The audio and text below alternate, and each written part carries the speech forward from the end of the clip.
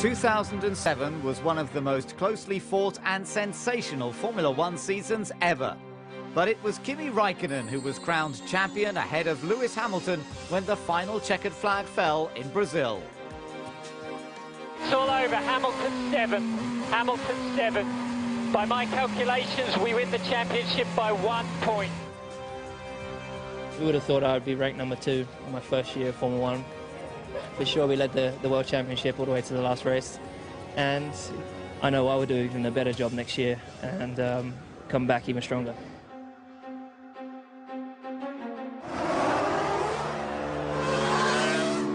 Things can just change very fast in Formula One.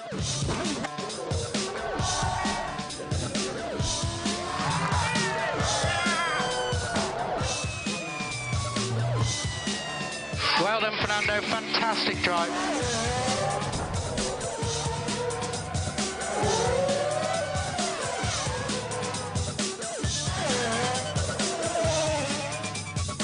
Robert, bravo, bravissimo.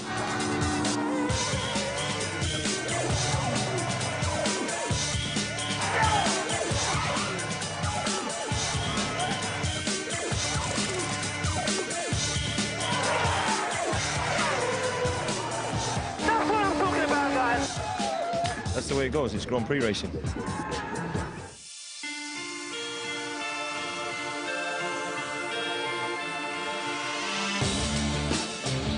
"2008 saw Formula One return to many familiar locations, uniting glitz and glamour with culture and history.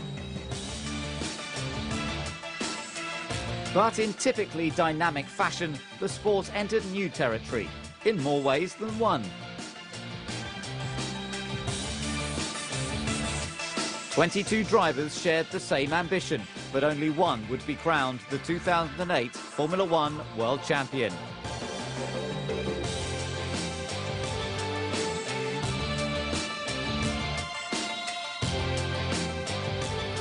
New title contenders emerged.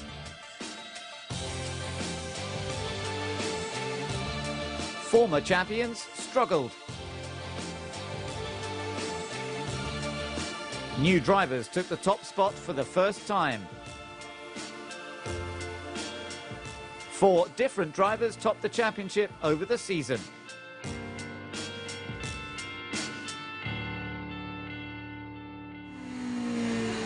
"2008 saw engine development restricted until 2012 in a bid to save money.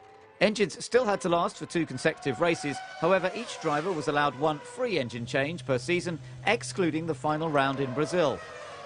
Gearboxes had to last 4 consecutive races. Drivers incurred a 5-place grid penalty for every unscheduled change on Saturday or Sunday.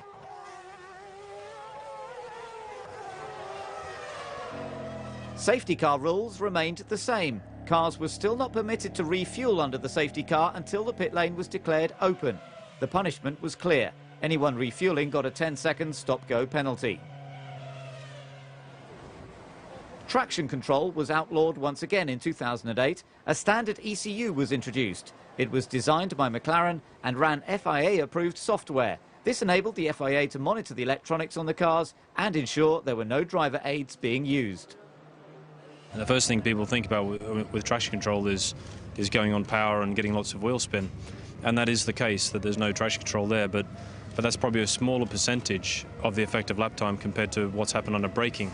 Because as well as not having any traction control on power, there's no effectively traction control, or what you know on your road car is ABS on the F1 car anymore, and that probably has accounted for a greater percentage of the loss than the on-power stuff. We've come through all the years and there's never been traction control, so it really doesn't make too much of a difference. That's in a dry, normal condition, nice weather driving. Once you get to start situations or wet weather, or maybe when you're passing someone and you miss your gear shift and you're coming out of the corner, that's where it's going to be definitely more difficult, and I think in a sense more exciting also for spectators, because you're going to see more sideways moments and mistakes and things like that. So I think it's only good for spectators, and also for me as a driver, it's more fun because it's more pure. It does exactly what I want it to do, and it makes it a bit more difficult, also more challenging. So I like the way it's progressed.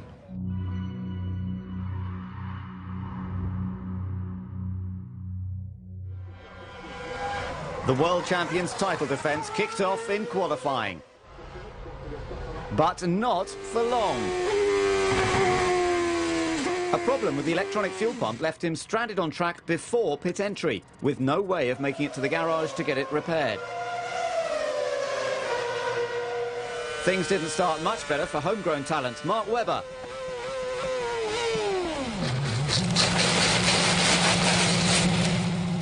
His off-roading left him 15th, but Red Bull's junior team fared much better.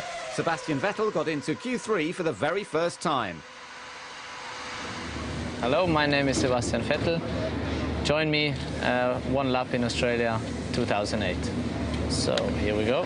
Brake as late as possible, hit the apex, got a little bit oversteer there. And then through the section 4-5 really fast. You try to use everything you can.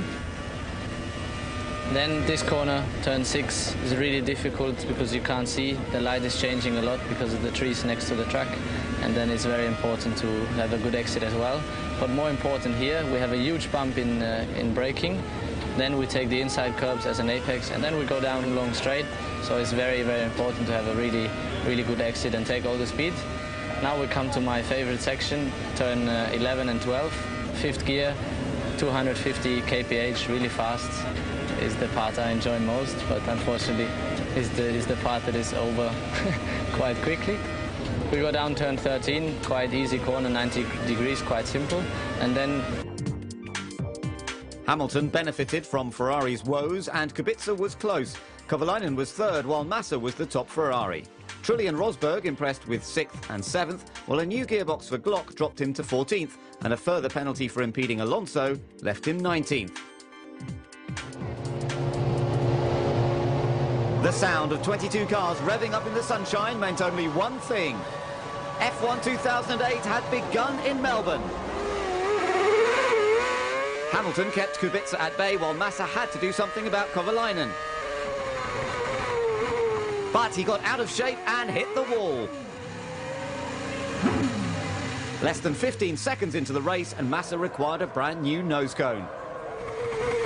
Raikkonen had his work cut out, but he got his fight back underway at Coulthard's expense.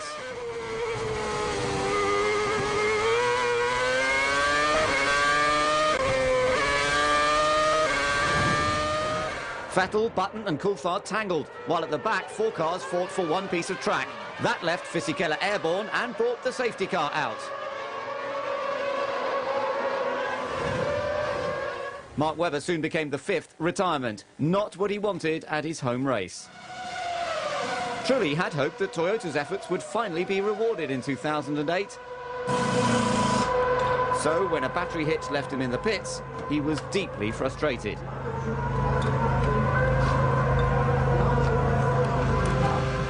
Heidfeld lost out to Rosberg at the start, but he was looking to turn the tables at the first round of pit stops.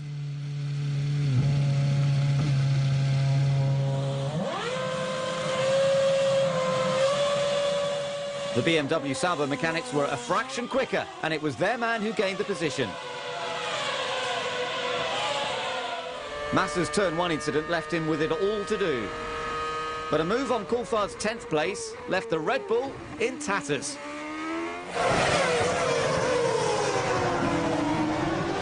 And brought the safety car out again. Ferrari looked set to bring Kimi in, but realised the pit lane was closed. He had to wait. The safety car created a headache for many. Alonso needed to pit. Fuel mixture free, save fuel, save car, save as much fuel as you can. Save as much fuel as you can, Fernando. Saving his car was more of a concern for Massa. His bad day finally ended thanks to engine troubles. It was unfortunate considering all his car had survived and a hugely disappointing start to the year. Teammate Raikkonen was not faring any better. A move on 2nd place Kovalainen did not go as planned. Instead, it left him worse than when he started.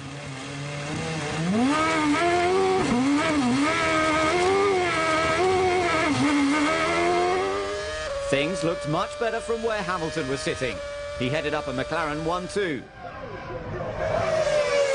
Then it was Heidfeld, Rosberg, And unexpectedly, Rubens Barrichello's Honda.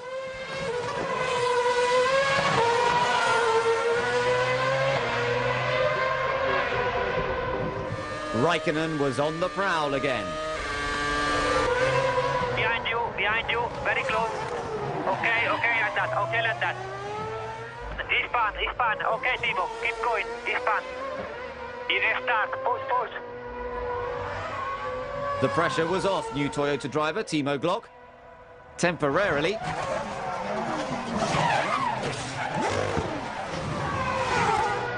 Until a hefty spin wiped him out of the race and brought out the safety car for the third and final time.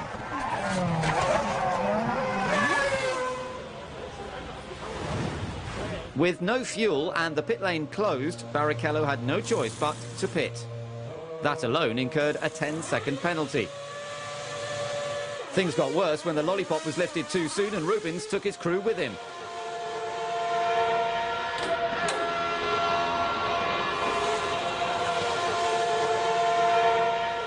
And it got even worse. Barrichello exited the pit lane when the red light was on and was later disqualified from the race. Kovalainen had been running second and was on course for a podium finish. But the timing of the safety car ruined his afternoon and left him ninth.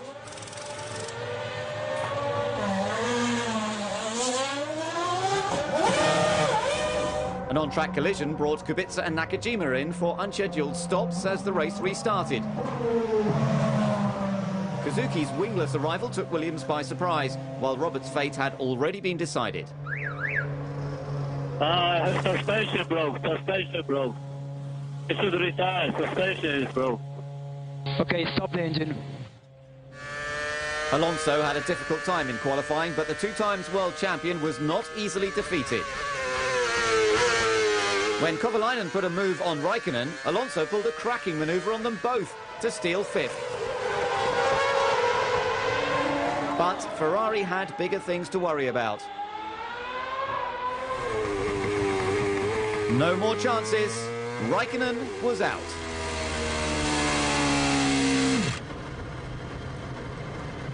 Just like his teammate, Kimi retired with engine problems, and that left Ferrari asking huge questions about their reliability. Questions that Kimi was unwilling to answer. Bourdais had been on course for an excellent fourth-place finish until his car let him down with only 2 laps to go.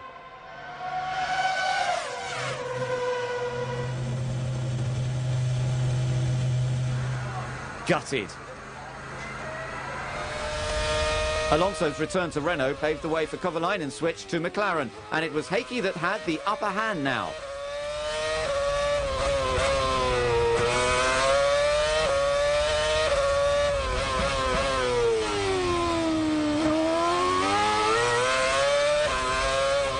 But when Kovalainen went to tear a strip off his visor, he accidentally hit the pit lane speed limiter and allowed Fernando back through.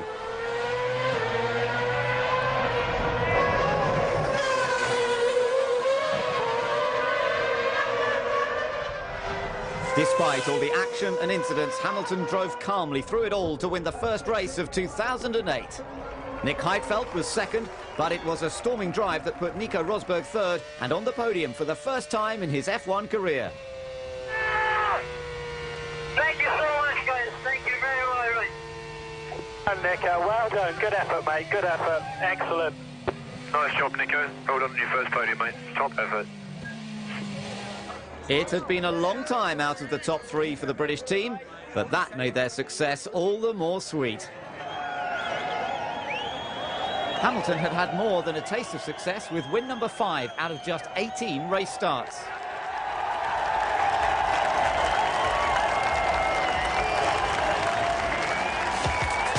It was the first time the former GP2 champions had shared a podium since their karting days. Only 7 cars finished. Nakajima survived his incident with Kubica to score a double points haul for Williams, but received a penalty for Malaysia. Bourdais was classified, so impressively scored points on his F1 debut. Going into the next few races, obviously we need to try and continue with the momentum we have. As I said, we could have gone quicker, so I'm not particularly bothered about the Ferrari's pace, but obviously we You know, BMW and Williams have done a great job as well, so we need to keep on pushing. The team needs to keep on pushing, as will I. And I really hope going into the next race we can get a good result again. Not many people predicted that podium over the winter. But did Nico Rosberg imagine he would start the season in the top 3? It's amazing to be on the podium in F1. It's just great, and it's been a while also, nearly 3 years or something. So it's just really nice, and I'm also really pleased for the whole team, because they've been working so hard over the winter and really done a good job. You know, really done good progress. So it's just great. Their hard work paid off with a fantastic result. The Australian Grand Prix always throws up a surprise or two, but the big question moving on to Malaysia was who would keep up the momentum.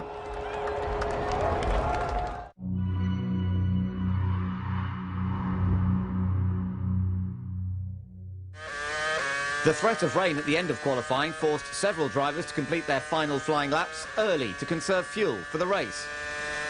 So when Alonso and Heidfeld were on their flying laps in the closing seconds, they encountered slow McLarens on the racing line, which hampered their final quick runs.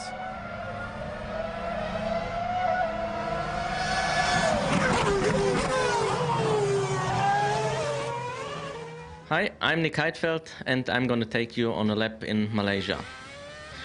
Shift up to 7th gear here, reach nearly 300 kph, and then braking after the 100-meter board on the left-hand side. You can see the curb, which gives you a good indicator. There's a curb change, that was the braking point. And here's the second part, so the left-hand corner is more important. You see that I stay quite far to the right to have a good exit here. First gear, quite some wheel spin there, obviously this year without traction control. And then quite a lot of heavy traffic actually, which is not normal. You can see that I go offline here, and then didn't manage the perfect line here, getting a bit wide there on the exit and lost a little bit of time. Lost unfortunately a couple of places. Nevertheless, next part here, one of the nicest corners actually in Formula 1 in 5th gear.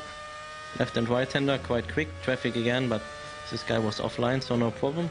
This double right hander here is quite difficult because you tend to get a lot of understeer and can destroy your tires. Here's one of the lowest parts of the circuit, 1st gear. Traction crucial because it's uphill. This right hander is done flat. The next one done in 3rd gear, quite difficult because it's not straight line braking and turning, but you do everything at the same time. This next left hander here is done flat, at least on lower fuel. In the race with old tires it might be a bit more of a problem. Then again a difficult corner here because you come from very high speed. A bit difficult to judge your braking places because you don't have good indicators. Then it's already back onto the back straight, very long, which should give you a good overtaking possibility here in the race. Down into 2nd gear, quite low grip there sometimes, quite difficult this corner, and then staying to the right hand side until the finish line.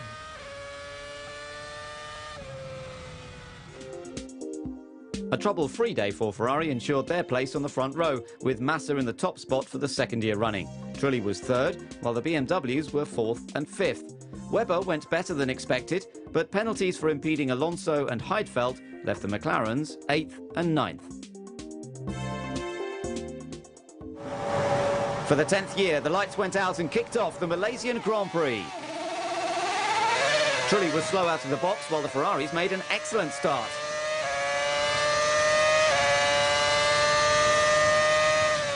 Heidfeld was on the attack, but contact with the Toyota lost Jarno more time. And position. And left him in the clutches of the McLarens. Trulli was under huge pressure, and Hamilton got the better of him.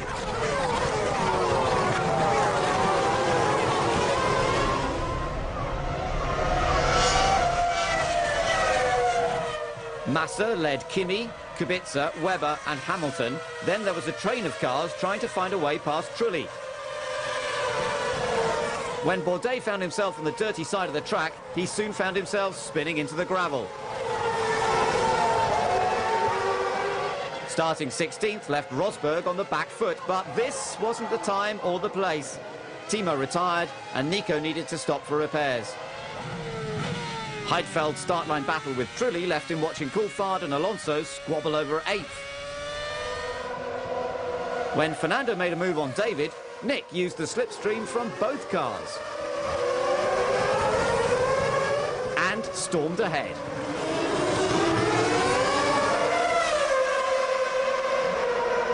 He left them to it, but Alonso and Coulthard were not done with each other yet. They used every piece of the 15-metre wide track. It was nip and tuck, but finally Alonso secured 9th place. Before the first round of stops, Massa led Raikkonen, but when Kimi pitted 1 lap later than his teammate, it was the Finn who came out on top.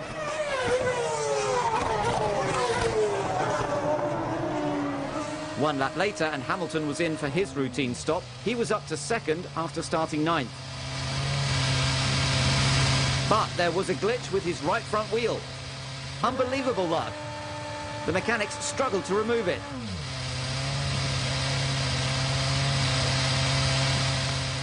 The long stop cost him dear.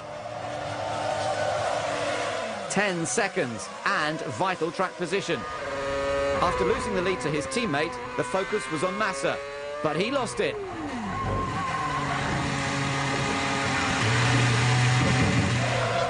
It was another retirement for Sebastian Vettel, but this time it was in more spectacular fashion.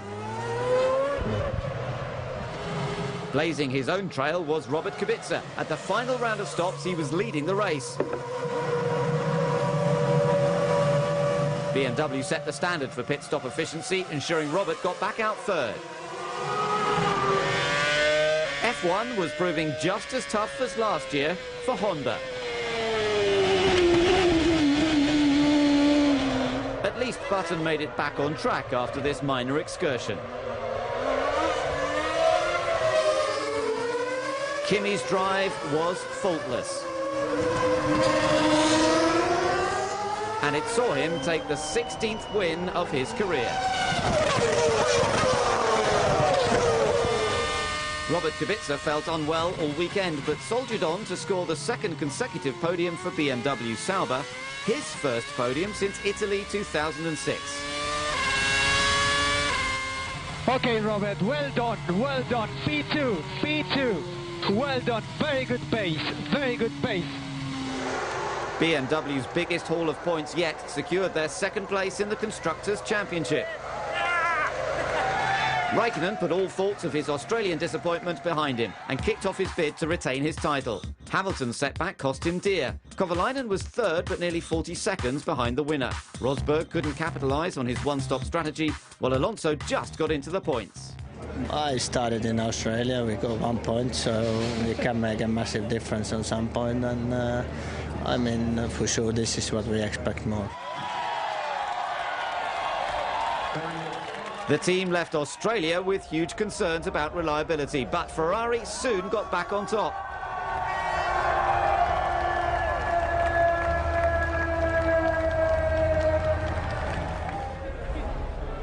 Two races with 2 different winners, but what was the impact of driving without traction control?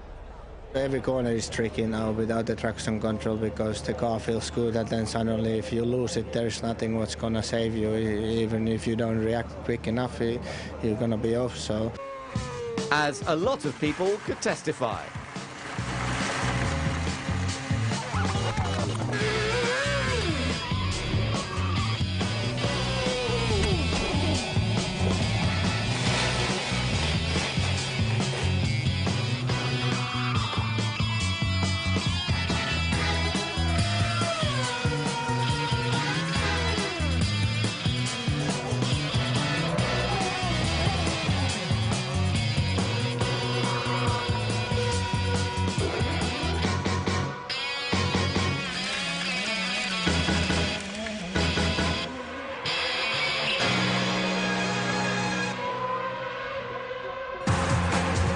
While Ferrari and McLaren had their ups and downs, BMW were finding success from their consistency.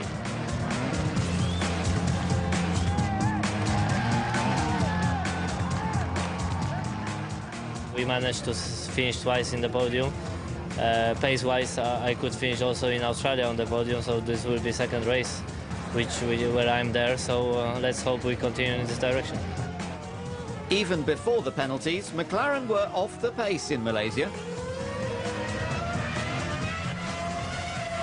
I don't think we should be downbeat about our pace. You know, we won last weekend in Australia. You know, with Lewis and myself, I made the fastest lap of the race. We were strong there. Things can just change very fast in Formula One, and we just don't know what's going to happen in Bahrain. It's pretty interesting, really.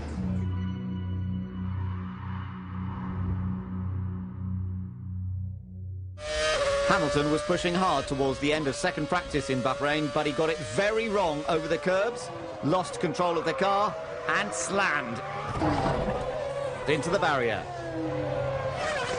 It looked as though Massa would be on pole,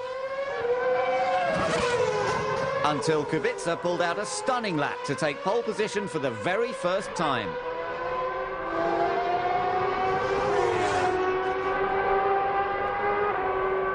It was BMW Sauber's first pole after participating in 38 Grand Prix. While Jenson Button snatched his first top 10 qualifying of the season to start 9th. Hi, I'm Jenson Button, and this is my fastest lap in Q2 in Bahrain. Here we are coming down the main straight, up to 7th gear. This is a really long drag past the grandstand on the left. This corner here you're braking about 120 metres, and you're down to first gear. A little bit of oversteer there. Short shift to second, short shift to third, because through turn 2 and turn 3 there's a lot of rear movement. You're down into turn 4, just touching 7th gear. Braking 100 metres down to third gear, touching the apex, running a little bit wider, a bit of oversteer, circuit falls away from you.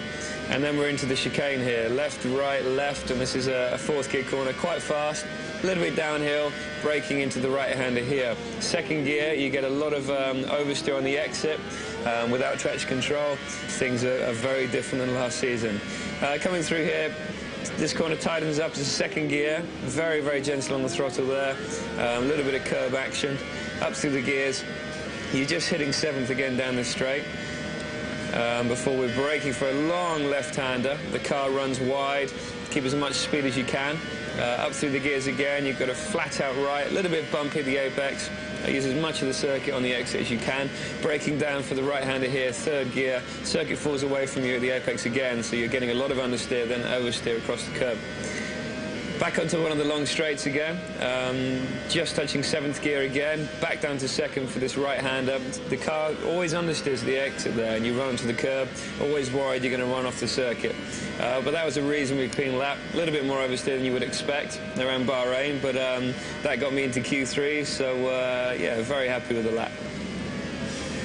The times have been really close this year in qualifying. You know, being 14th or P9 or P8 has been 1/10, so the times have been very close. So getting into Q3 was a great feeling, and we've just been working up towards it. You know, in Melbourne I was 13th, and then 11th in Malaysia, and 9th in Bahrain.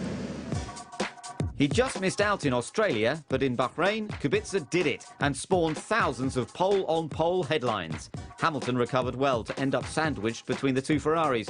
Rosberg was 8th, just behind the top 3 teams, and ahead of Alonso, but Coulthard was disappointed to be eliminated in Q1. On race day, Hamilton was happy to line up 3rd after his crash on Friday and wanted to pay back his mechanics for all their hard work. But no, a momentary lapse. And 8 places were lost before turn 1.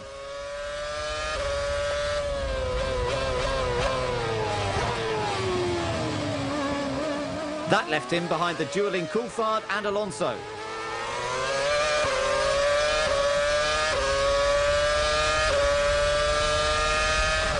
DC tried to use the slipstream to go around the outside of Fernando. Hamilton bided his time, but made contact with the Renault and started losing parts of his front wing.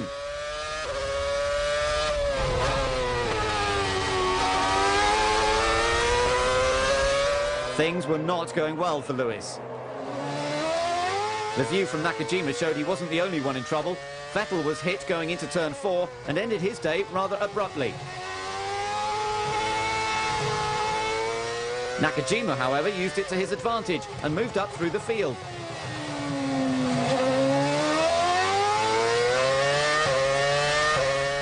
Massa led Kubica, Raikkonen, Kovalainen, while Heidfeld put a move on Trulli.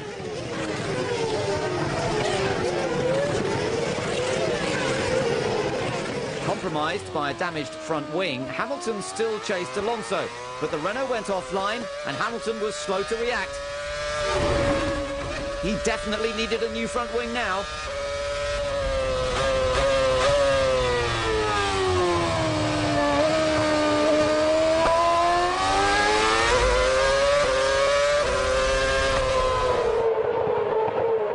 Raikkonen was in hot pursuit of Kubica, but the BMW was not going to hand him second place on a plate. He had to fight for the position.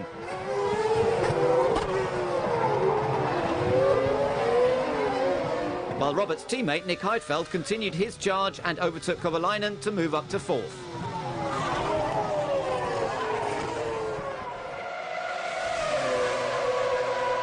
It had been another tough afternoon for Button. A first-lap collision left him with a puncture, then a ride with Coulthard called time on proceedings.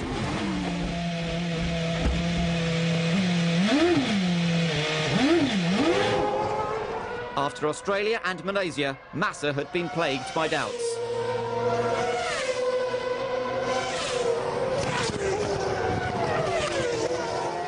But the dark clouds had lifted, and 2008 looked to be back on track. And with Kimi just over 3 seconds behind, it was Ferrari's first 1-2 of the season, the 100th win since Luca di Montezemolo had been at the helm. Felipe's relief was immense. It was the second consecutive podium for Kubica. Hamilton finished an unlucky 13th. Coulthard survived the accident with Button but could only manage 18th. How did Massa keep his focus after 2 disappointing races? For sure, the race was pretty difficult because, I didn't want to make any mistakes, just didn't push so much as well, just try to bring the car home and just controlling the pace as well. But for sure, I had all the time in my mind what's happened in the last race. I mean, that's pretty normal, but I'm sure now it's past, and now what is in the past is one victory, and for sure that helps for sure the next races as well. Raikkonen moved to the top of the table, with Heidfeld reaping the benefits of BMW Sauber's reliability. Hamilton was tied on points with Kubica and Kovalainen. BMW Sauber took the lead in the Constructors' Championship. Honda, Force India and Super Aguri were yet to score.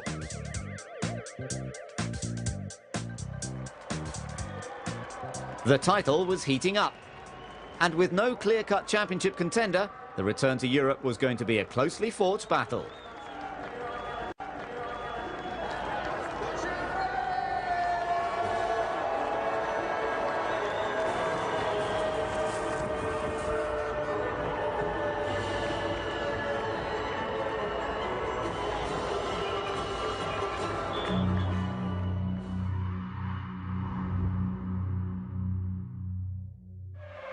His dominant win in Bahrain eased some of the pressure off Massa when he arrived in Spain.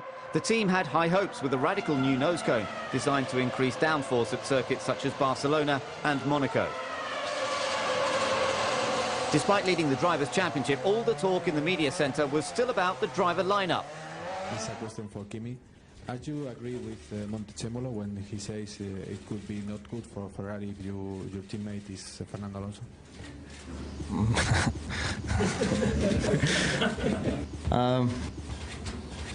I don't answer that. It's better that I don't say anything. Anthony Davidson was pleased to even qualify. Ongoing financial worries meant that the team only got the go-ahead to race on Friday. Barcelona turned out to be the last time the popular minnows would participate at a Grand Prix.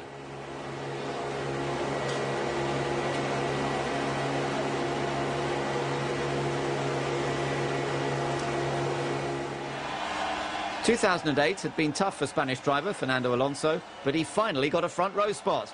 He lined up next to Kimi Raikkonen, who took his first pole since Belgium 2007. Hi, this is my pole position lap in Spanish Grand Prix 2008.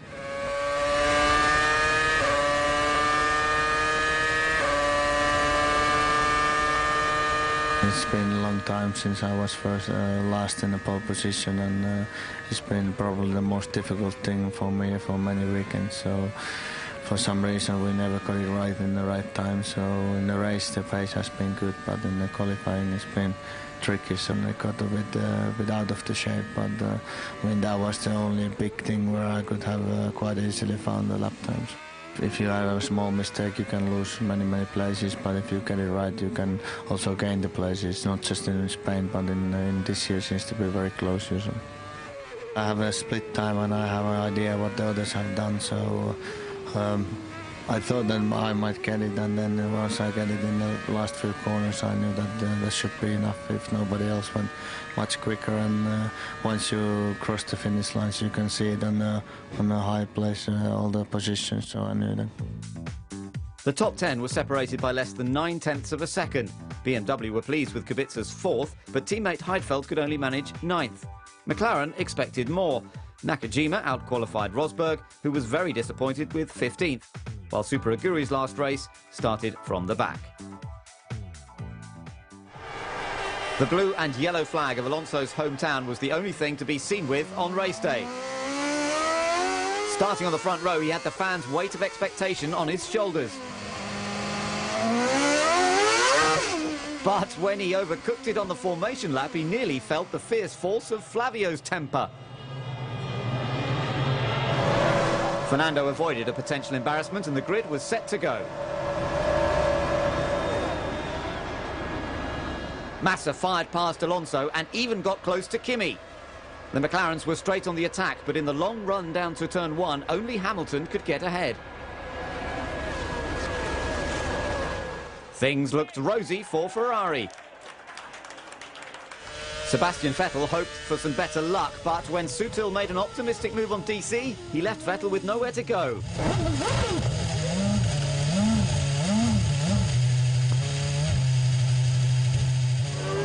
Toro Rosso's races were getting shorter and shorter. Sebastian Bourdais and Nelson Piquet joined Vettel on the sideline after their early tangle. Hamilton had just pitted. Next up would be Kovalainen.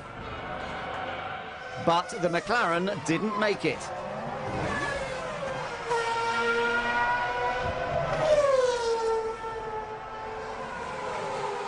He speared off across the gravel and careered into the tyre wall at Kampse corner. The monumental crash left his car buried in the tyres.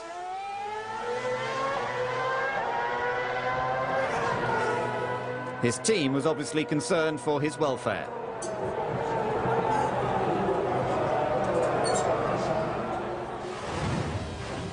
Heikki's plight began much earlier on, a problem with the left front. Eventually this caused enough wear to cause the catastrophic failure of the inner lip of the rim as Heikki went through turn 9.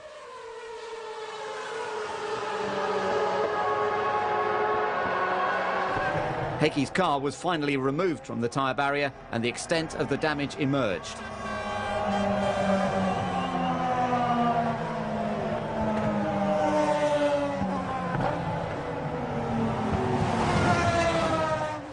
Without steering, there was nothing he could do.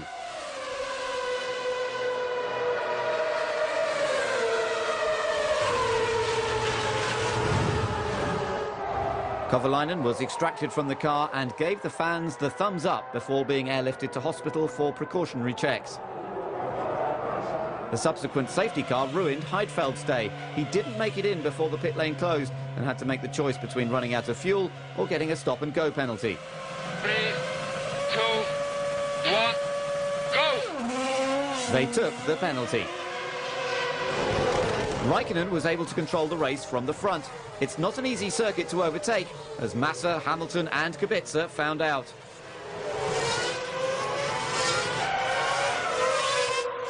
The Spanish Grand Prix had turned into a complete headache for Flavio. Piquet was already out, and then Alonso retired with an engine failure while running 5th. Not what he wanted at his home event.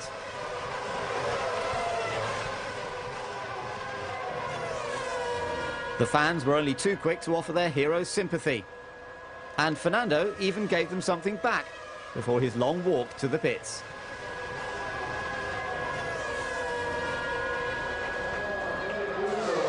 Williams had their fair share of woes to contend with. Nico Rosberg retired with a mechanical failure after what can only be described as a disappointing weekend.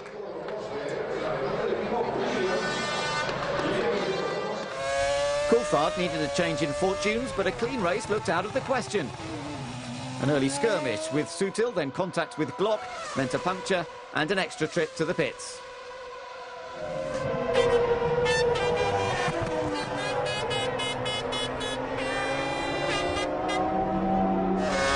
Fisichella was going well and angling for points, but Heidfeld was on a fight back. He used the slipstream, got alongside, and the position was his. The timing pages didn't tell the complete story.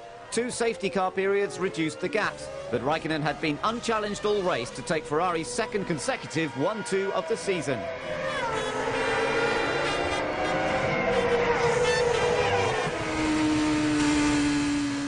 Hamilton was glad to be back on the podium, although Kubica was only 1.5 seconds behind him. Webber scored his best result this year, Honda got their first points, but Renault failed to score. Force India reached the top 10 for the first time. Victory tasted sweet for Kimi and confirmed him as championship leader.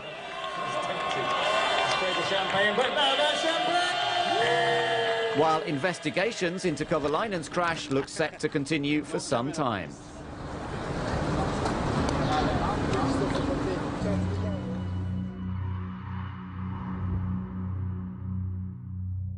Following his heavy crash in Barcelona, everyone was relieved to hear that not only was Heikki Kovalainen fit and healthy, but he was also given the go-ahead to race. But what did he remember of his terrifying crash?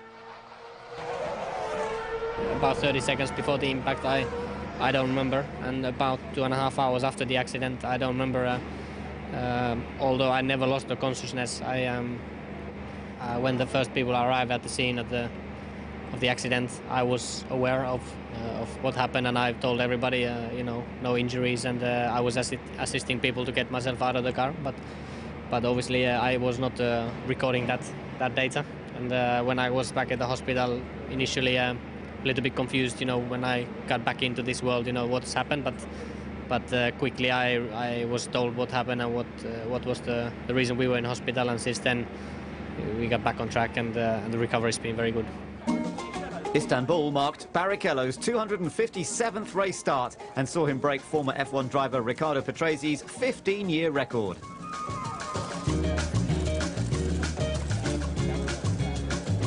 Rubens debuted for Jordan at Kyalami in 1993 and had notched up 9 wins and was runner-up in the championship twice. What did the younger generation think of his achievement?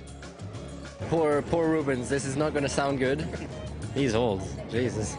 Not good at remembering something from the old days. I was a baby when he started in Formula 1. I was 7 years old. I was already practicing karting, but not thinking about Formula 1 for sure. With Mickey Mouse painted on my room walls and Mickey Mouse bed sheets. I was 5 years old, and I think around lunchtime I came home from kindergarten and then probably had some lunch, and after that and spent a nice afternoon somewhere. I don't remember. I remember that he had a quite strong impact straight away. I remember watching actually in Donington Park when he had a great race in the wet, and Rubens drove fantastically, and that's the first race I actually watched live. What did Rubens think of all the fuss? By the time that I finish, I will have 300 anyway. So. Yeah, the problem is Rubens, you know. Without Rubens, you can go for the record, but, you know, with him will be tough.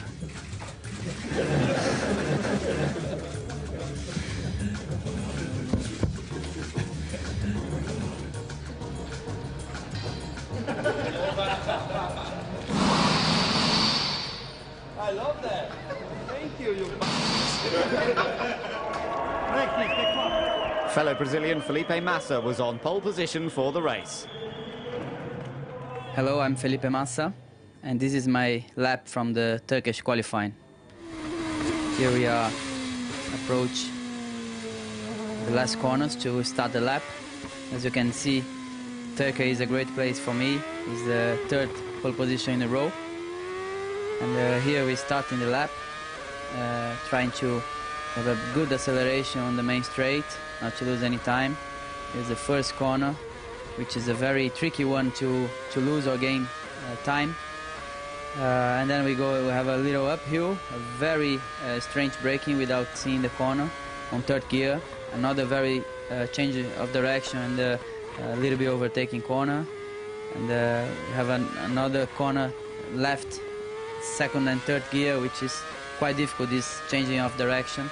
Then here we're going to turn 7, sorry, in the difficult braking and very difficult exit on the acceleration.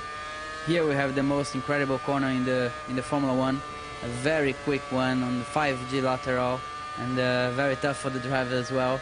Here we're going to turn left and very tricky braking and acceleration because you have a very long straight afterwards, and then you have a very long straight which you need a good speed but also a good efficient car. So here we're getting the end of the straight, big braking, the most strong one, difficult corner on second gear, oversteer, another one still on second gear, and the last corner, which is a very important corner, and I think I did a great lap. I had a very good car there, good strategy, so it was a great feeling for me. I love Turkey, and winning 3 times in a row in 4 races is fantastic. Kovalainen took a front row spot for the first time ahead of Hamilton and Raikkonen. Webber was in the top 8 again. Renault hoped for points with Alonso 7th, but Piquet was 17th. Trulli was 8th, but Glock was only 15th, while Barrichello languished in 12th.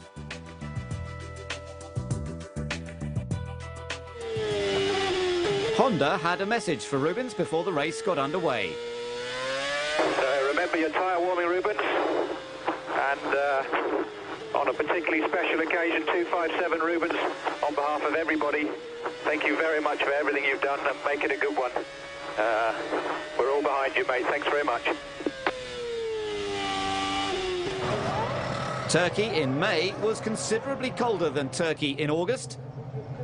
All the cars took their positions without any dramas. The tension was building.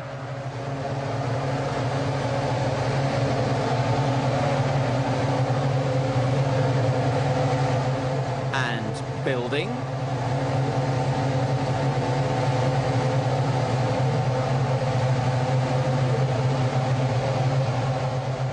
And building.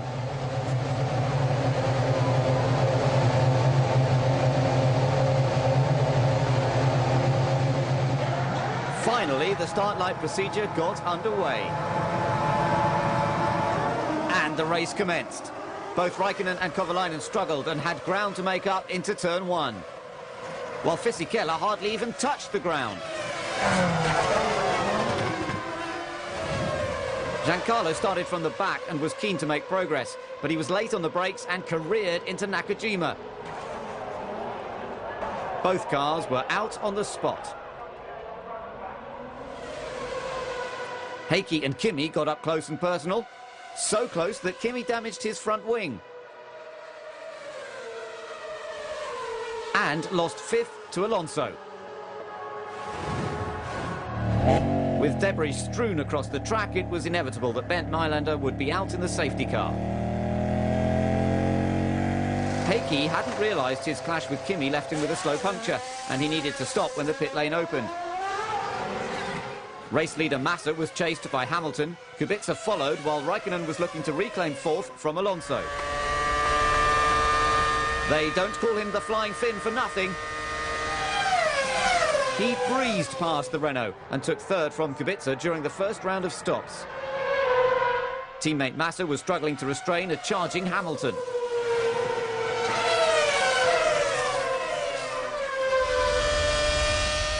Lewis pitted 3 laps earlier than Felipe and took on less fuel. Now he looked to have the edge on the Ferrari.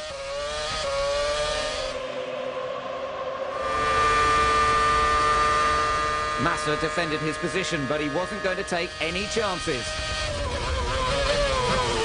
Hamilton had the measure of him, and Felipe had to yield. Did McLaren have something up their sleeve? A touch of magic wouldn't have gone amiss at Toro Rosso. Suspension failure on Bourdais' car left the team looking to the launch of the new one in Monaco. Hamilton once again pitted earlier than the rest of the field. Ferrari were onto McLaren's tactics. Hamilton's pace was being flattered by a three-stop strategy. Nico Rosberg was running 7th before his pit stop. The thermal image camera showed the hottest parts of the car. The tyres going on were hotter than those coming off.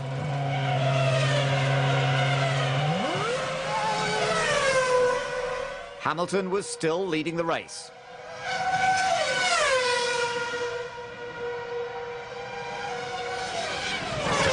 But not for long. On the advice of Bridgestone, McLaren had put him on a three-stop strategy. His driving style put more load on his front tyres, and there was a chance they would not go the distance.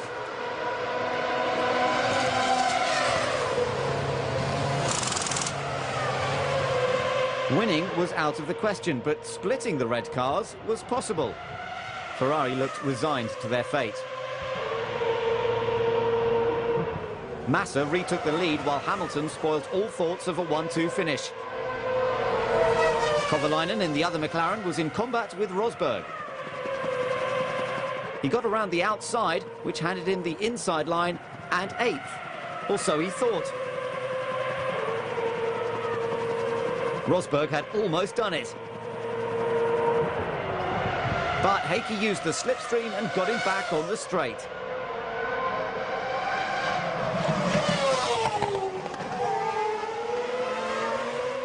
Hamilton had driven well, but he had only been a temporary threat. The race win was always going to belong to Felipe Massa, the undisputed master of the Istanbul Park. 3 consecutive wins from pole position in Turkey. To the delight of his family. Race win, pole position, brilliant, absolutely fantastic. 10 points in the bag, absolutely wonderful. It was a team effort that worked to perfection. And ensured Ferrari were top of the table in both championships. Hamilton held on to 2nd. Kovalainen lost the chance to exploit his full potential. Alonso scored valuable points for Renault. Vettel finally saw the checkered flag, but it was Nakajima's first non-finish. The odds were stacked against Hamilton, but he finished just 3.7 seconds behind Massa. My race pace is getting stronger and stronger over the year at each race, and you know, we had a strong showing in Barcelona and even stronger here. Some more questions. And we overtook a Ferrari. And we overtook a Ferrari.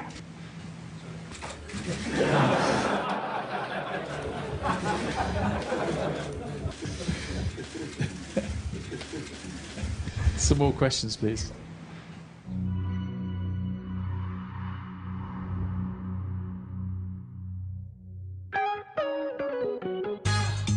Glitz, glamour and glorious sunshine. It had to be the Monaco Grand Prix.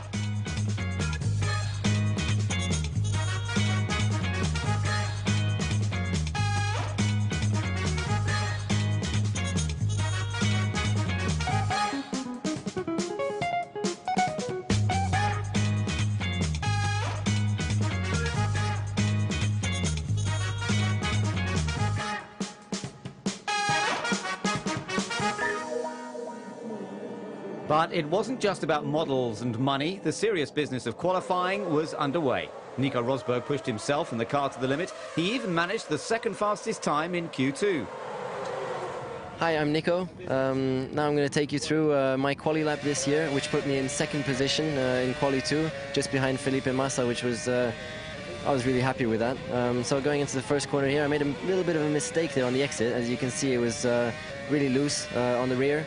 So I lost a bit of time there, but still it wasn't bad. Going up the hill, you got late braking there, carrying the speed through and stay very tight on the rails, left, right, over the bump. And here braking into Mirabeau, 2nd gear corner, and then braking into the slowest corner of the year. And now you're going downhill, a lot of curb on there, all the way up the pavement.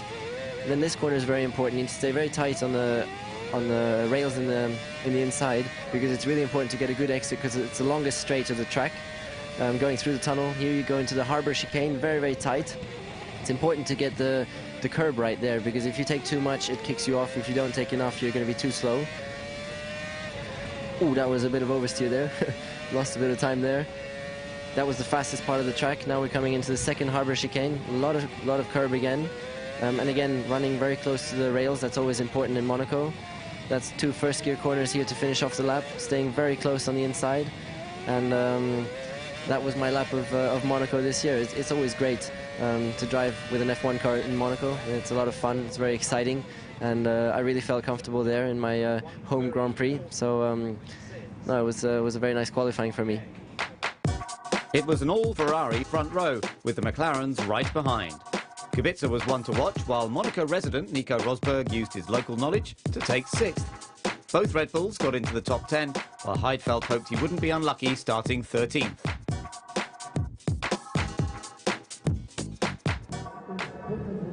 By Sunday, the Riviera sunshine had completely disappeared. In its place, grey skies, mist and rain. There was no silver lining for Kovalainen either. He couldn't select a gear and had to be pushed into the pit lane for a new steering wheel to have a chance of joining the race.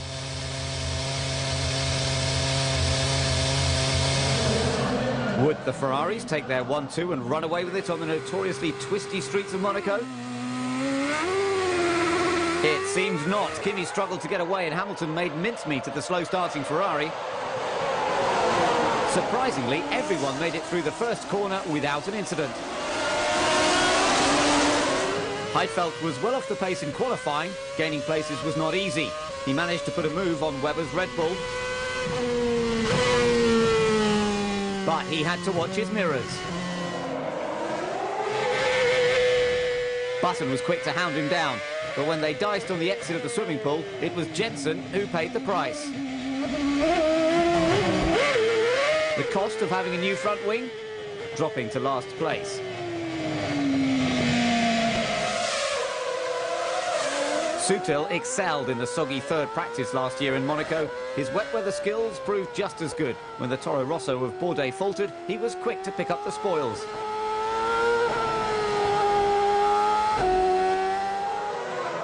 Massa led the field, but the conditions were still treacherous on the wet tyres, as Hamilton found out at Tabac. It was only a brush with the barrier, but it made sure he would have to visit the pits.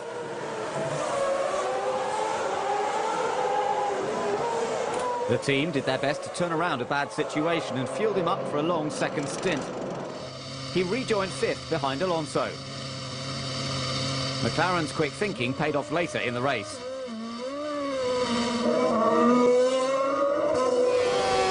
Driving conditions were still atrocious.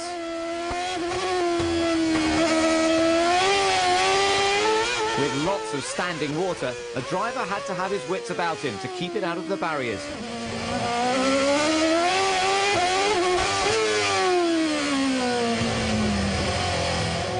It was a stressful time for their teams. Fernando, at the moment you are faster than anyone else on track. You are faster than anyone else on track. I hit the barrier, I hit the barrier. Even Alonso was caught out and had to make an unscheduled stop.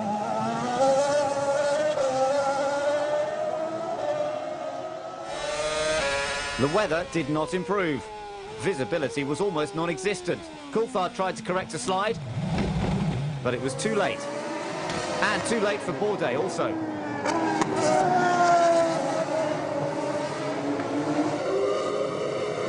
Raikkonen's tyres were not fully fitted by the 3-minute warning on the grid. His punishment was a drive-through penalty that allowed Hamilton to seize 3rd. Alonso tried to get back in the action and take 5th from Heidfeld, but it didn't go to plan. And Webber got caught up in the melee. Sutil had a choice to pick his way through the carnage or wait for the other cars to get going again. Massa still led, but offline there was a lot of standing water. And it caught Felipe out.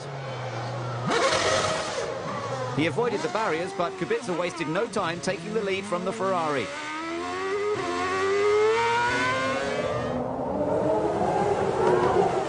Kubica held the lead till his first pit stop. He came out fourth behind Massa, Hamilton and Raikkonen, but Kimi got it completely wrong at Saint-Avold. So wrong that the Ferrari would need a new front wing, but he kept fourth at least. Glock was having a bad day.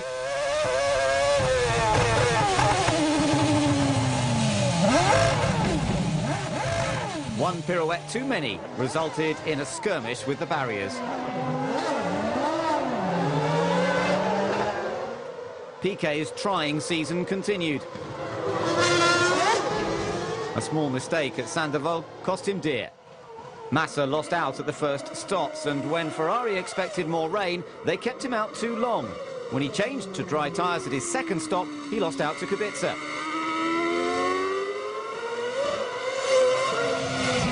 Nico hadn't been able to capitalise on his strong qualifying performance. He survived 2 minor knocks earlier on and was running 10th.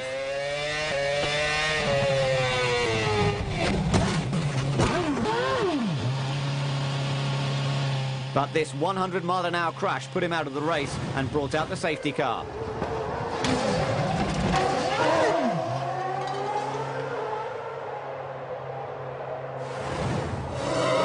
It looked good for Sutil. So currently you're in P4, you're in position 4. Your next challenge behind you is actually Raikkonen, and the guy in front is Massa. So they're the two cars you're racing. He'd started 18th, but here he was racing the Ferrari's 4th position. No blue flags. It was new territory for Raikkonen as well. He had to try and catch the Force India.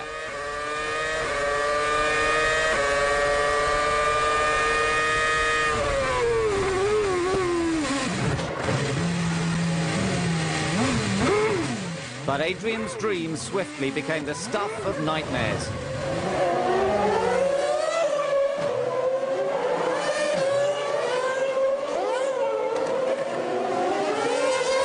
Kimi lost the car under braking on the exit of the tunnel, and there was nothing he could do to avoid poor Sutil.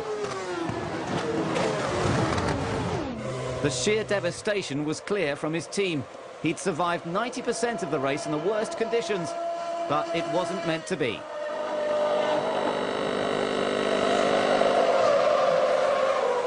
The team's one-stop strategy was set to pay off handsomely. Adrian was inconsolable.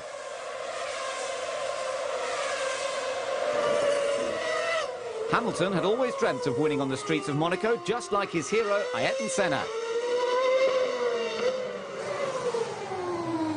At his second attempt, he contributed to McLaren's illustrious history at the circuit, and he became the first Englishman to win there since Graham Hill in 1969. Fantastic job, as always.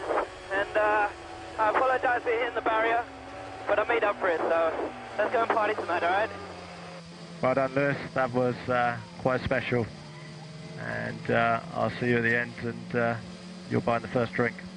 Good job, Lewis. And you don't have to buy the first, I'll buy all of them. Well done.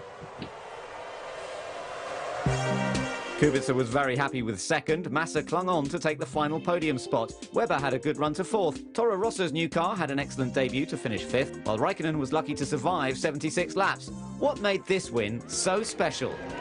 Winning here in Formula 1 is the best thing that could ever happen in my life. It's incredible how the track can change so many times, and the car feels good, and the car doesn't feel so good, but then it feels good. And this weekend, and especially as it dried up, you know, I felt comfortable in the lead, you know. But I couldn't really believe it. I was driving and thinking, okay, Ayrton won the run in the rain here, and he was dominating, you know. And I'm 40 seconds in the lead, and I'm thinking, wow, this is going to be almost like Ayrton's win. And the safety car came out, but it didn't matter. The win put Lewis at the top of the championship standings. Raikkonen, Massa and Kubica were waiting in the wings. Webber continued to score points, while Vettel and Barrichello scored their first of the season.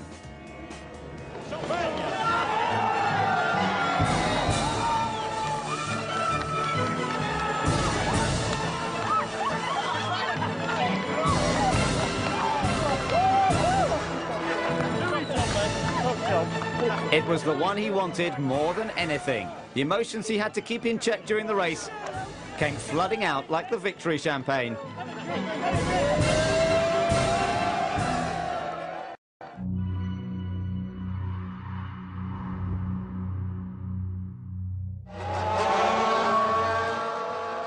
F1 took a break from Europe and moved to Canada.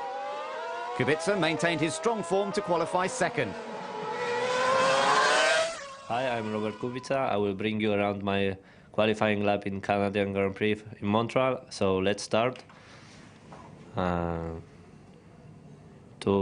3, 2, 1. Here we go. Of course, very important last. Hamilton looked on top of his game ahead of Kubica, Raikkonen and Alonso. Massa struggled in 6th. Piquet could only manage 15th. A gearbox glitch for Button left him at the back, while an early morning crash for Vettel meant he didn't even leave the pits. The breaking up of the track during qualifying led to urgent repairs overnight. After inspections by the FIA shortly before the race, the drivers were instructed to avoid the apex of the hairpin.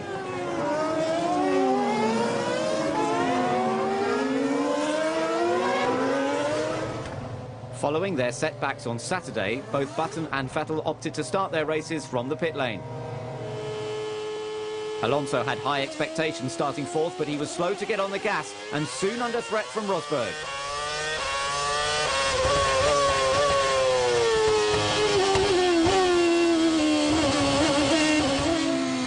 And then Massa.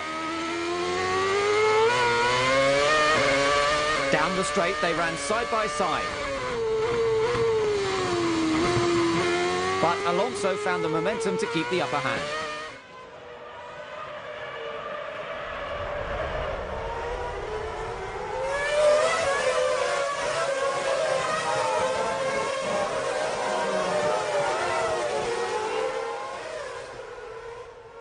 Barrichello had suffered with a cold all weekend. Then a feisty-looking Heidfeld got him all hot and bothered and relegated him to 9th. A gearbox problem stopped Sutil's car running, so he decided he'd try and run the track instead.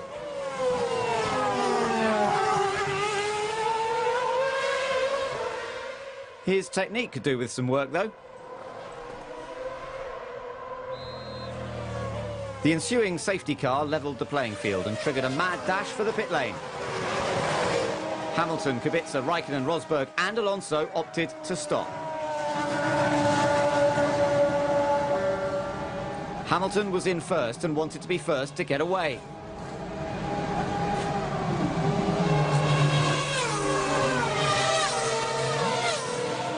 He was keen to get back out.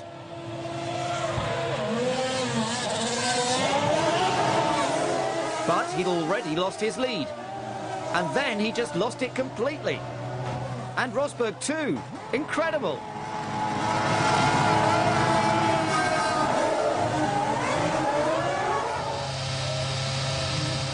Actions spoke far louder than words. Everyone else had to think on their feet. Okay, Giancarlo, stay out for the moment. Stay out, mate. We're not going to box. We're going to stay out to take track position. There's been a shunt in the pit lane, so it's pretty busy here now, but we're not going to box. We're going to stay out, mate, and take track position, okay?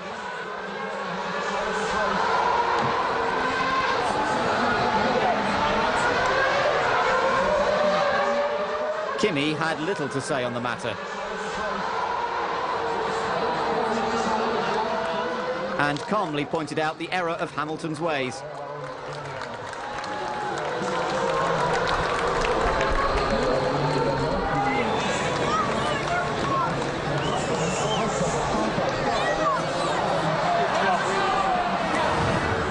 Hamilton and Rosberg failed to spot the red light and the stationary cars.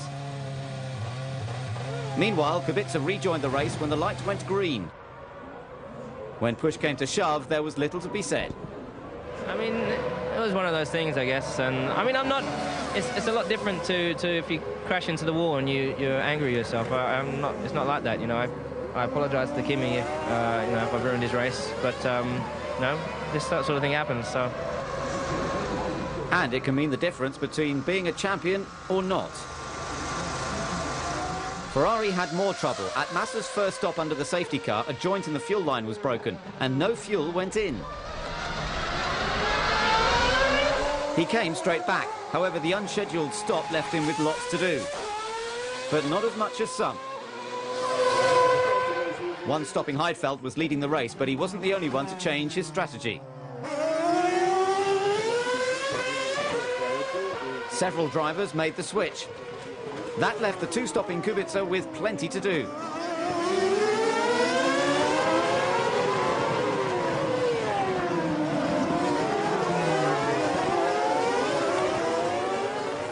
Lap 29, and Heidfeld made his one and only stop of the afternoon.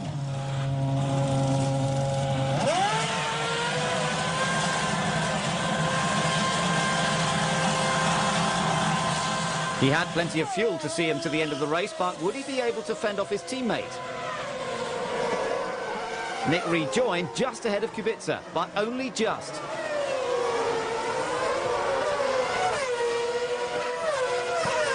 Robert had less fuel on board and needed clear air to get the most out of his two-stop strategy. So, he made his move.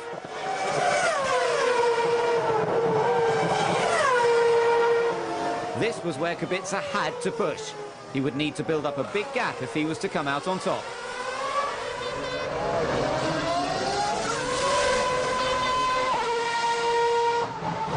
Two-stopping Alonso was on course for a podium.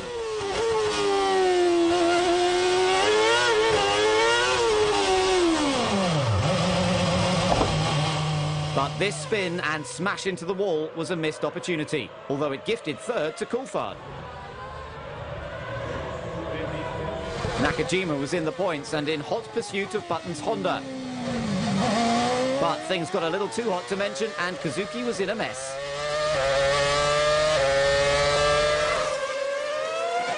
With his front wing stuck under his chassis, his steering was compromised, to say the least. And a new nose cone was no longer necessary. It was a sterling drive from Massa in the face of adversity. He was way back, but that didn't stop him. He kept tight to the hairpin and got round Barrichello and Kovalainen despite the tricky track conditions. Rubens was more worried about the McLaren, and neither car was prepared when the Ferrari nipped down the inside. Force India had suffered another difficult afternoon. Fisichella's spin was the final straw. Massa was on the move again after his third pit stop. He blitzed past Barrichello for a second time. And got straight into attacking Trulli's fifth place. One wrong move from the Toyota, and the Ferrari slipped by. Kubica built up such a lead after his second stop that he rejoined in the lead and 4 seconds ahead of his teammate. 6 different drivers had led, but it was the 7th who held on to the checkered flag. Robert, bravo, bravissimo, bravissimo. That's an historical win, Robert. You are leading the championship now. The predicted thunderstorms did not arrive for the race, but there was plenty of thunderous applause from his fans. He was the first Pole to win a Grand Prix.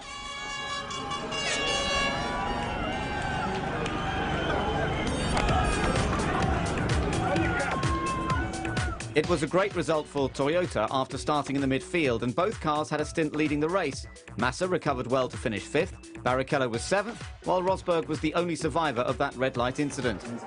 Not even a post-race technical hitch was going to keep Coulthard from taking his place on the podium. Great result, very happy for everyone within Red Bull, and been a bit of a smashing time to the start of, the start of the season. Lots of incidents, a lot of hard work going on back at base. And the payback is a podium, which is always great, so delighted. So what happened at pit exit? Lewis did mistake. He didn't saw the light, and I was a bit lucky that he chose Kimi because he could crash into me. So this was a very important moment. Unfortunately, it happens. This is racing, so it's quite disappointing, I believe, for Kimi and for Lewis. But yeah, this is racing. When asked after qualifying, he didn't think a win was on the cards, but with a good mix of talent and just a bit of luck, he'd done it.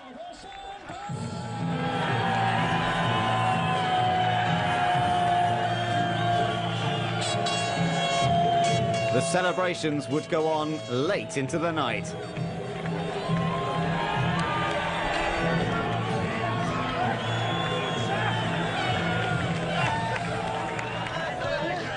The result marked Robert as a real contender. He now led the Drivers' Championship. His consistency was really paying off where others had fallen by the wayside. Hamilton and Massa were tied in second, while it was another race without points for Kimi.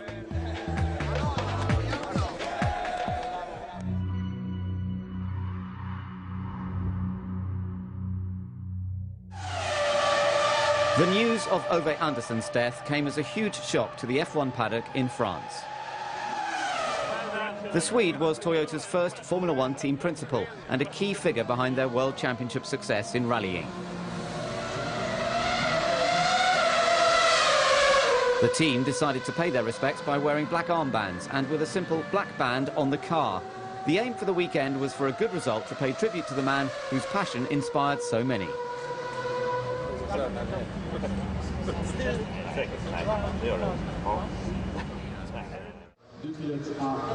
Fernando Alonso made it to the second row again in qualifying. Hello, it's Fernando Alonso here for Renault Formula One team. Let's go to check my lap from the French Grand Prix, and I hope you enjoy it. Okay, now we start approaching the main straight. You try to do the last chicane to have a nice exit, and here start the lap. You go up to 7th gear. It's a little left corner that you go flat out in 7th. And then turn 3, this right corner, you go in 5th gear around 240 kilometers an hour. Quite quick corner, you need a good aero balance there. Then the longest straight of the circuit, you arrive at 305 kilometers an hour. You brake in the 100 meters board, and it's 1st gear corner, so very heavy braking and a lot of problems with traction as well to exit the 1st gear corner. And then the first quick chicane of the circuit, right left, around 240 kilometers an hour as well in 6th gear, very high chicane. And then this is turn 8 with a very left corner, very long entry. You need to keep braking until the end. Now we approach the second chicane, similar characteristics of the first one. 6th gear again, around 230 kilometers an hour, a little bit slower this one. But after the chicane, a very heavy braking for this tight right corner. In 2nd gear, around 80 kilometers an hour. And now the last two corners of the lap. The first one, a normal right corner, around 90 degrees. In 2nd gear, I lost the rear end a little bit there. And then the last chicane. You take as much curve as you can, and then you try to cross the line. The car is sideways, whatever it is, but you need to do a quick chicane. It doesn't matter the exit, because the finish line is just at the exit of the corner, so you don't need to keep the speed at the exit. Ferrari locked out the front row, with Alonso and Trulli behind. Kubica could only manage 5th ahead of the two Red Bulls. Glock was 8th, while Hamilton and Rosberg were well down the order, thanks to their penalties following their pit lane collisions in Canada. The Nevers region played host to the French Grand Prix. Light showers were predicted in the region, but whether they would arrive during the race was anyone's guess. Alonso had qualified well, but he was 3 stopping. And this wasn't the start he needed to maximise his team's tactics. By turn 1, he'd lost out to Trulli and Kubica.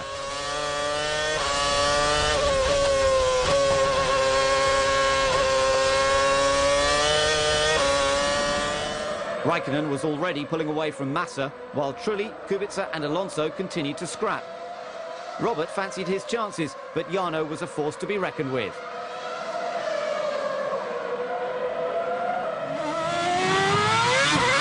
The championship leader fell into the clutches of Fernando, who finally found his feet to take back 4th. Hamilton's grid penalty meant he had to make up ground, fast. The Toro Rosso of Vettel was his first victim. But his error had the potential to catch up with him. Hamilton still had a lot to do. He swooped on his teammate Heikki and set upon his next target. But his earlier misdemeanor had caught up with him. McLaren wanted clarification, and they got it. Lewis received a drive-through penalty for missing the apex of turn 7, and he fell to 13th. Hamilton made the move on Sebastian on the outside. It didn't go to plan. He lost the back end and drove over the curbs. Third place Trulli continued to push. Okay, Jarno, you are pulling away 3 tenths per lap from Alonso. Very good, keep pushing. Alonso was the first to stop for fuel and tyres. His 4th place soon became 12th. Webber was now ahead of Fernando. And he was lucky to snap the car back in time and only lose 1 place. Lap 25, and most of the field had already pitted. Kovalainen and Piquet were debating 3rd and 4th. Heikki barely gave Piquet an inch. It was a direct battle between the mechanics of McLaren and Renault.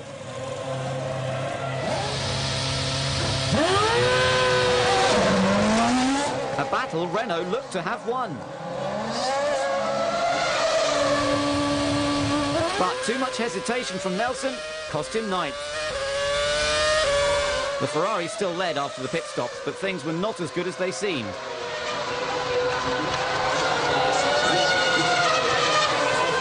Raikkonen headed the field, but Massa had taken huge chunks out of his times, and it was clear for all to see. Tension in the garage was mounting. Kimi's car was in real trouble, and he had to relinquish the lead to his teammates. His right exhaust pipe broke, and his engine began losing power.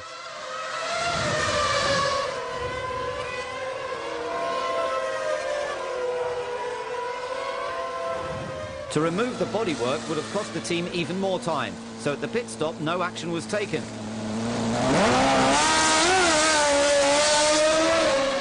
Light rain began to fall and Alonso was hot on Webber's heels, but a mistake soon cooled his charge and handed 7th to teammate Piquet.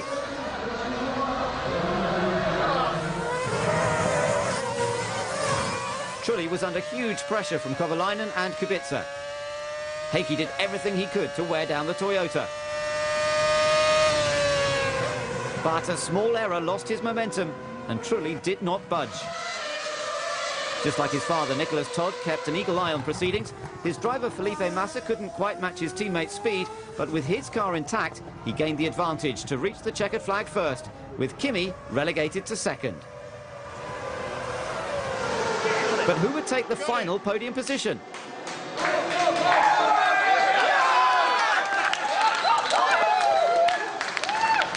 Trulli did it to take Toyota's first podium in over 2 years. He wasn't the quickest, but it was survival of the fittest. BMW Sauber struggled for pace all weekend. Raikkonen set the fastest lap of the race, and Renault's faith in Piquet finally paid off with his first points of the season. Massa took the lead in the driver's standings for the first time in his career. Hamilton slipped to 4th. Trulli leapt ahead of Webber. Ferrari extended their lead at the top, but McLaren had dropped back. Toyota closed the gap to 4th-placed Red Bull, but what about the battle with Kovalainen? We just were very, very close, but we never banged the wheel. We were close each other. It was a nice fight, nice probably to watch on TV, not so easy to handle from inside because the pressure was really high, especially because I was much slower on the straight, and on the straight there is very little to do for a driver. But as I say, I use all my experience in order to put a great results and a great effort.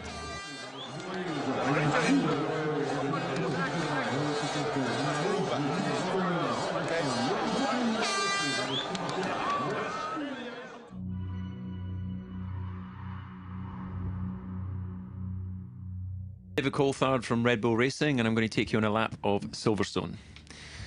So here we are in the last turn. Very important to get a good acceleration off the corner, a little bit of oversteer as you run out onto the curb, up through the gears, approaching 180 miles an hour as you go through Woodcote across the start-finish line. And the first corner Copse is taken flat out in 7th gear in qualifying. Very impressive, the performance of these cars nowadays. You then come into Beckett's, first part taken again, completely flat in 7th. You go down 1 gear in the middle part of Beckett's, and then 1 further gear for the last part, which is taken 5th gear, out onto the Hanger straight. Very important to get good speed off that turn.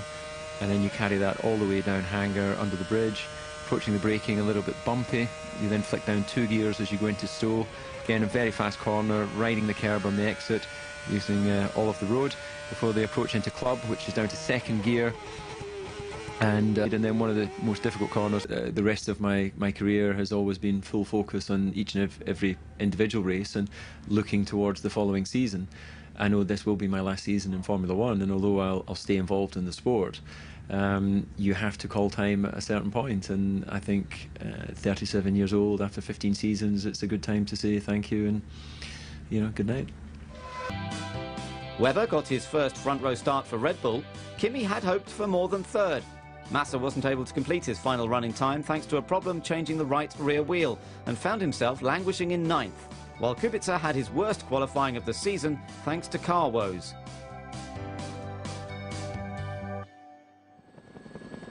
Heavy showers throughout the morning left the track soaking and treacherous. There was no rain predicted for the start, but there was plenty expected later.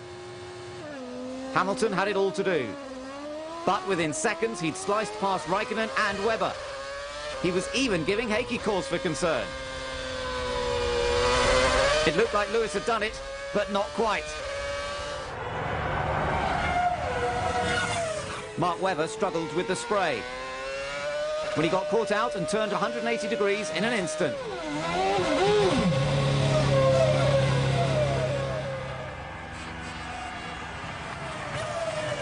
Massa was also in trouble. He too got it round the wrong way and rejoined just ahead of last-placed Webber.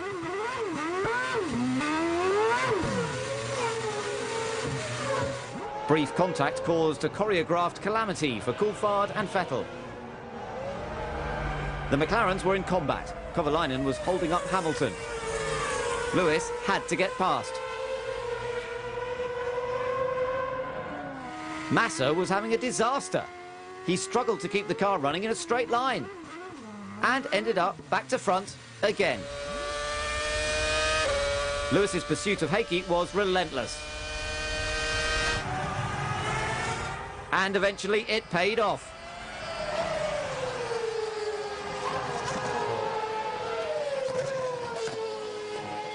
They'd swapped positions, but at least it was still a McLaren 1-2. Well, it was until Kovalainen went round a full 360 and allowed Kimi past.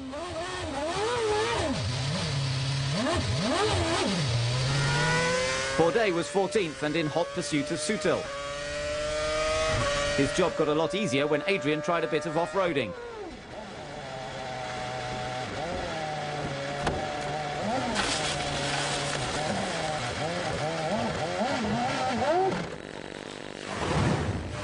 Sebastian was lining him up for the move, but the Force India was caught out by standing water, and he aquaplaned into retirement.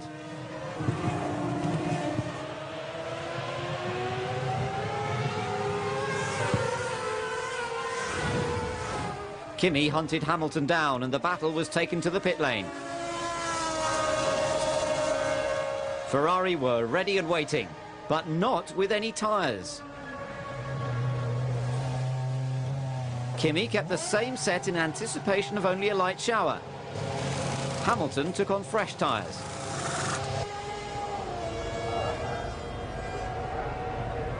And kept his advantage.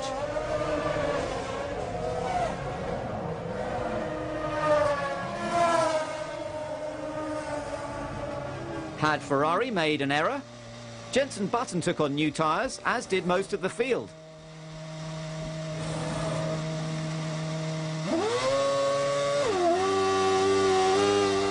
There was blue sky on one side, but it was quite a different story on the other. Sure enough, the rain arrived and the drivers were beginning to struggle. Heidfeld made the most of Glock's tentative driving to move up to 5th. Like Raikkonen, Alonso had kept the same set of tyres and he couldn't fight Nick either.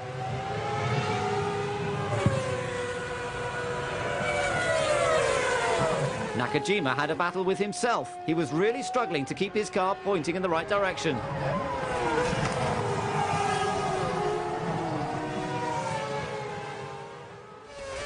Unlike his teammate, Piquet did take on new tyres, and it was paying off handsomely.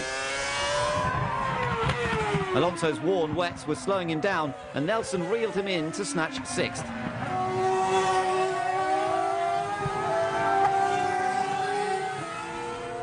Ferrari's strategic gamble was not paying off. Raikkonen had lost 17 seconds to Hamilton in only 4 laps, and when Kovalainen and Heidfeld launched an attack, he could do little to retaliate. Nick, however, was flying and soon moved up to 2nd.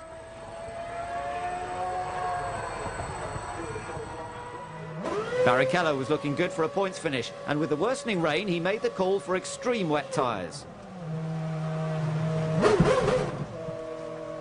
A hitch with his refuelling rig cost him time and left his teammate queuing behind.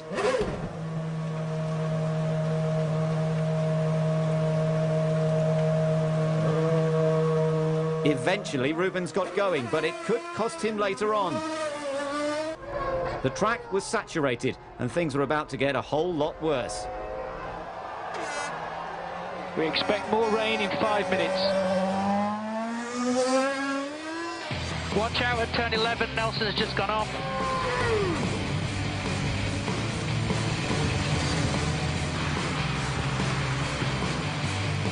Safety car, please, safety car. There'll be no safety car, no safety car.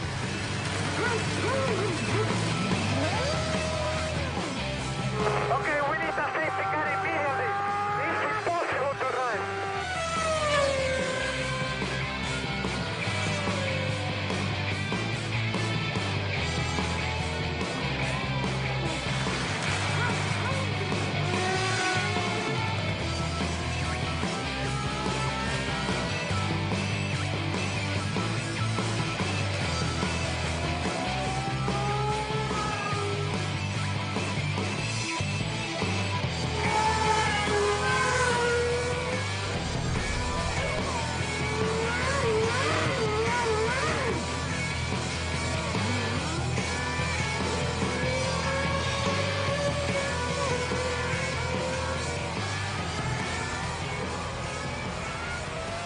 But there was one man who kept it together and triumphed in the conditions.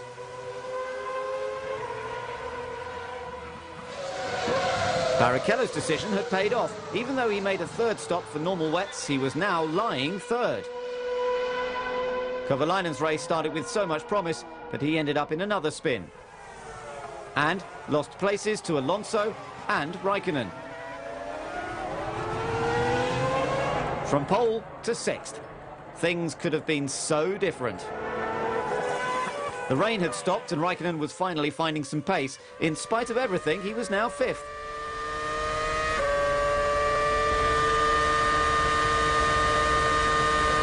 Until he relieved Alonso of 4th.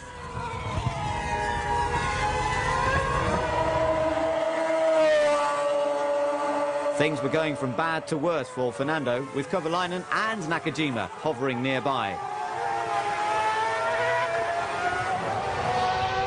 Heikki soon had the measure of the Renault.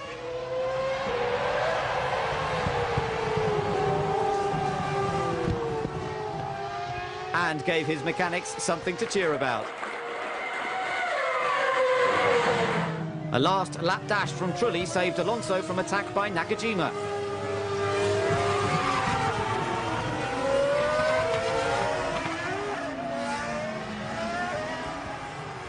But this was the sight the crowd had been waiting for. Lewis Hamilton had banished all memories of recent frustrations and was just seconds away from winning his home Grand Prix.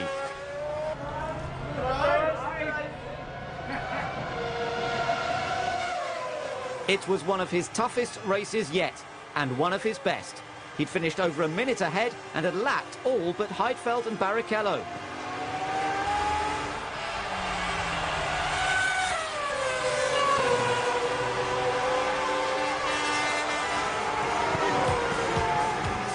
Heidfeld was pleased to finish second. Barrichello provided a much-needed morale boost for Honda, although the team felt second place had been in reach. Raikkonen set the fastest lap for the 6th consecutive race, but Silverstone was all about one man. Lewis moved to the top of the table, although now it was a three-way tie. Massa's Sunday afternoon spins cost him his lead in the title. Kubica was only 2 points behind, despite his non-finish. So give it up! Secret! You told me, man, you told me. I love you, man. I love you too, man. I was coming to the last lap and I could see the crowd beginning to stand up, and I was just praying, keep it on the track, just finish. And you could not imagine the emotions that are going inside. I wanted to push, I just wanted to get it round, and we did. The team did a fantastic job, really, and I want to dedicate this one to my family, because as you can see, I've had some troubles over the last couple of weeks, and it's been really tough. But as always, family are always there for you, always give me support. They're all here, and I remember before the race, my brother said, "Don't worry about it, you'll be fine in the wet." So, a big thank you to them. He might have 62 podiums under his belt from his long career, but when did he master his skills in the wet? I wasn't good on the wet. On my very first race, I wasn't at all good in go-kart. And I remember the strategy was to, next time it was wet in Interlagos with a go-kart, to take the slicks and go learn on the wet. And that's what I did for half a day. And then when I put the wet, I was a master. It was unbelievable. And oh man, don't ask me the year, because you're definitely not born. So it's 82, yeah. You see, I'm still young, am I? They had certainly earned their champagne after putting on a fantastic show for the fans at Silverstone.